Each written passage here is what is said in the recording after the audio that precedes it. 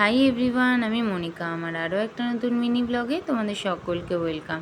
গতকাল শরীরটা সকাল থেকে এত খারাপ লাগছিল, প্রেশারটা একদম লো হয়ে গিয়েছিল আর একটু গ্যাসেরও সমস্যা হচ্ছিল, কারণ তার আগের দিন আমি একটু উল্টোপাল্টা খেয়ে নিয়েছিলাম।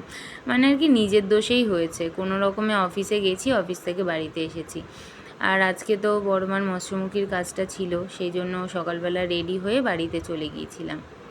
দেন বাড়িতে গিয়ে সবার আগে বড়মার ফটো নিয়ে মালা নিয়ে ভাড়া বাড়িতে গিয়েছিলাম। তারপরে কিছুটা সাজিয়ে বাড়ি এসে একটা ডাব খেয়ে নিয়েছিলাম।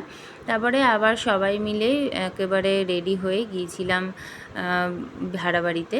গিয়ে দেখলাম অনেকেই চলে এসেছিলো, ইনফ্যাক্ট খেতেও বসে গিয়েছিল, যদিও বা নিমন্ত্রিতের অনেকরাই আজকে আসেননি। তারপরে লাস্ট ব্যাচে আমরা খেতে বসেছিলাম।